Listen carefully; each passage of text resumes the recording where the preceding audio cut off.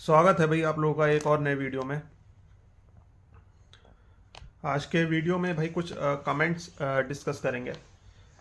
मैंने कुछ दिनों पहले एक वीडियो अपलोड की थी जिसमें कि मैंने अपनी पहली ब्रांच की बॉयज़ क्लब की जो पहली ब्रांच है उसके बारे में अपडेट दिया था।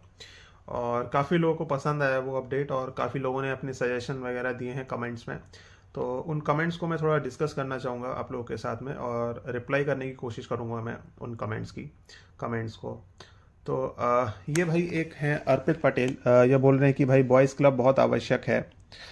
लोग परमानेंट और अस्थायी रहें, एक दूसरे से मिलजुल कर रहें।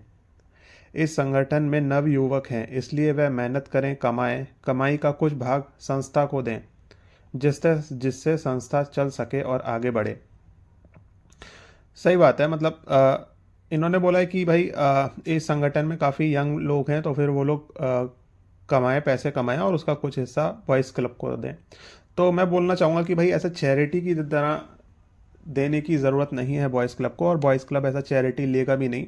Boys club membership fees charge करेगा उन लोगों से जो कि रुकेंगे बॉयज़ क्लब में। तो उसी मेंबरशिप फ़ीस को दोबारा से बॉयज़ क्लब को बढ़ाने में और बॉयज़ क्लब के लोगों की सर्विसेज में यूज़ कर दिया जाएगा, जो भी अमाउंट कलेक्ट होगा।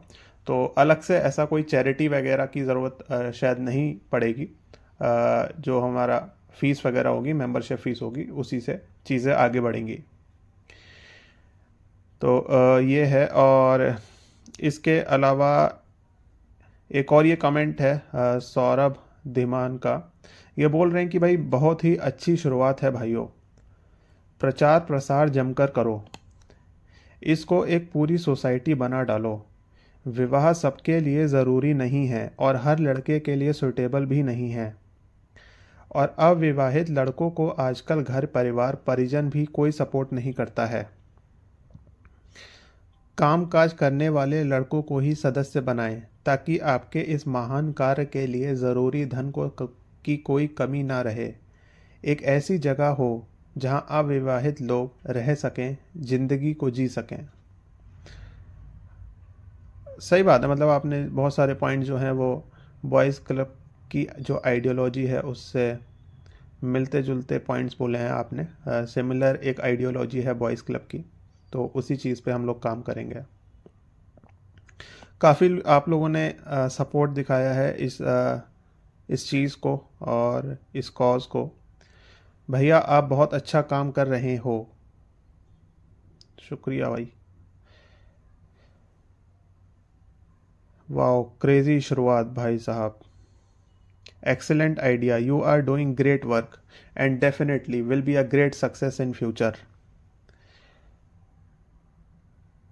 इस्कॉन मंदिर में भी रुकने का बॉयज़ क्लब के लिए प्रबंध हो सकता है, इस्कॉन मंदिर जाना होगा। नहीं भाई, मंदिर मंदिर नहीं जाना होगा, उस तरीके से नहीं बढ़ेगा बॉयज़ क्लब। बॉयज़ क्लब में ऑलरेडी काफ़ी यंग लोग हैं, इंडिपेंडेंट लोग हैं जो कि सपोर्ट कर सकते हैं बॉयज़ क्लब को। तो मुझे लगता नहीं कि मंदिर वगैरह से सपोर्ट लेने की ज़रूरत पड़ेगी। पिंकी कुमारी बोल रही हैं कि भाई क्या लड़कियों के लिए नहीं है ऐसा कुछ? क्या आप मुद्दों को समझेंगे? भाई अभी तो बॉयज़ क्लब सिर्फ मेन के लिए है, सिर्फ अनमैरिड बॉयज़ के लिए ही है, लड़कियों के लिए नहीं है भाई। Good job, very thoughtful, please make more videos on this, super excited to know more about this. शुक्रिया भाई, मैं कोशिश करूँगा कि बॉयज़ क्लब का अपडेट देता रहूँ आप लोगों को टाइम टू टाइम। रिसेंट में एक्चुअली प्रॉपर्टी से रिलेटेड ही बातचीत चल रही है मेरी। जो गाज़ियाबाद के ओनर हैं प्रॉपर्टी से के उनके साथ बातचीत चल रही है, क्या क्या सर्विसेज होंगी स्टार्टिंग में, उन चीज़ों पे बात चल रही है। और स्टार्टिंग में हम लोग 4 लोगों के साथ में स्टार्ट करने वाले हैं गाज़ियाबाद वाली बॉयज़ क्लब को।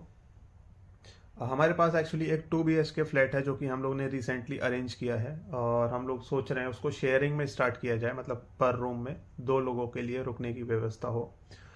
और इसके अलावा एक स्टाफ मेंबर को भी रखना पड़ेगा जो कि छोटे मोटे काम देखेगा, जैसे कि साफ़ सफाई का, खाना बनाने का, मार्केट वगैरह से कुछ सामान लाना है तो वो सब देखेगा, कपड़े वगैरह धुलने का, मतलब जो भी छोटे मोटे काम होते हैं घर के वो सारे वो बंदा मैनेज करेगा। इसके अलावा आपको अगर इमरजेंसी में कोई ज़रूरत है किसी चीज़ की, किसी किसी भी काम, आपको कोई भी छोटा मोटा काम करवाना है तो वो आपकी हेल्प कर देगा। तो इस तरीके से एक स्टाफ मेंबर भी रहेगा, तो 4-5 लोगों के रुकने की व्यवस्था हम लोग अरेंज करने की कोशिश कर रहे हैं वहाँ पर। और जल्द ही इन चीज़ों के साथ में हम लोग गाज़ियाबाद की पहली प्रॉपर्टी स्टार्ट करने वाले हैं।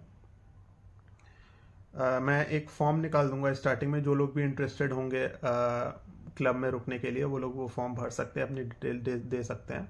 बाकी उसमें से फिर हम लोग उनको कांटेक्ट करके प्रॉपर्टी की डिटेल शेयर कर देंगे, फ़ोटो वगैरह शेयर कर देंगे, और वो लोग एक बार विज़िट करके देख सकते हैं बॉयज़ क्लब की प्रॉपर्टी। अगर उनको पसंद आती है तो वो लोग ले सकते हैं। स्टार्टिंग में हम लोग सोच रहे हैं कि पर डे बेसिस पे मतलब फ़ीस चार्ज करेंगे, ताकि आपका जब भी मन हो वहाँ से जाने का, अगर मन हो आपका वहाँ से जाने का, तो आप बिना किसी दिक्कत के जा सको।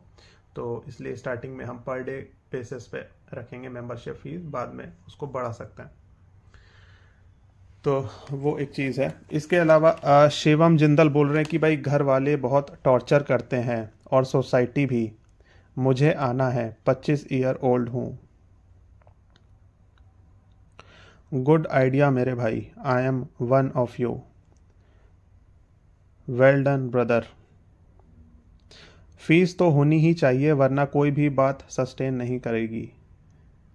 ग्रेट वर्क ब्रो, मुंबई में भी एक ब्रांच चालू करो।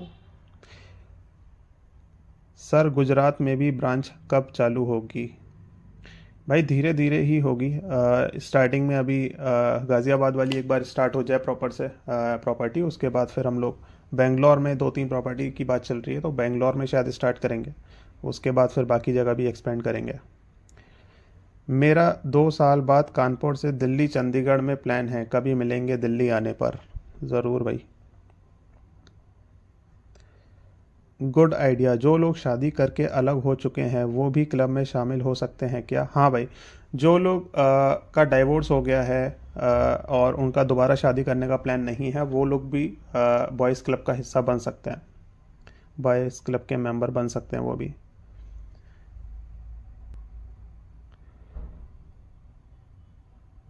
उसमें नशेड़ी और बदमाश लोग भी आ गए और अपने मतलब निकालने लगे तो क्या होगा? नहीं भाई, ये नशा वगैरह, सिगरेट, दारू, ये सब बंद होगा, प्रोहिबिटेड होगा बॉयज़ क्लब के अंदर। जिसको करना है भाई बाहर करे।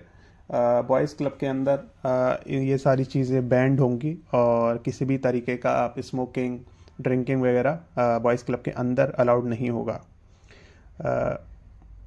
फूड की अगर मैं बात करूं, तो जो बॉयज़ क्लब में फूड मिलेगा वो भी प्योर वेजिटेरियन फूड होगा।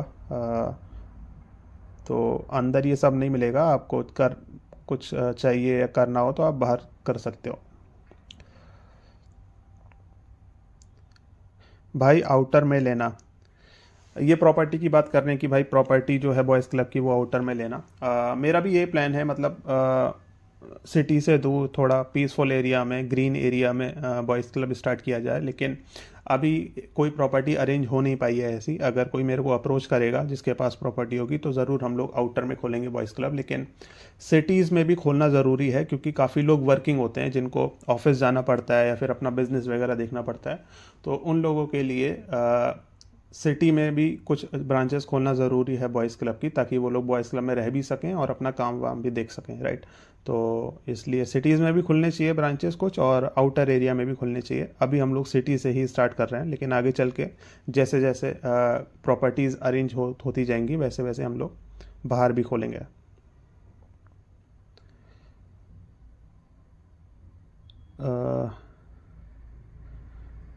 लोग बोलते हैं कि अगर शादी नहीं करेगा तो बुढ़ापे में सहारा कौन होगा, यही बात चिंता होती है। तो भाई बुढ़ापे में बॉयज़ क्लब होगा ना आपका सहारा। बॉयज़ क्लब का मेन पर्पस ही वही है कि भाई आपको अकेला फील ना हो, आपको एक कंपनी मिल सके बाकी लोगों की, और ज़रूरत पड़ने पे आपको सपोर्ट सिस्टम मिल सके एक। तो उसी चीज़ के लिए है बॉयज़ क्लब। और बॉयज़ क्लब का एक कोर प्रिंसिपल ये भी है कि बुढ़ापे में आपकी देखभाल की जा सके, आपको किसी चीज़ की कमी महसूस ना हो। तो उसी चीज़ के लिए है बॉयज़ क्लब। तो ये थे भाई आप लोगों के कुछ कमेंट्स, और एक अपडेट भी मेरे को आपको जो देना था वो मैंने आप लोग को दिया। मिलते हैं आप लोगों से फिर अगले वीडियो में।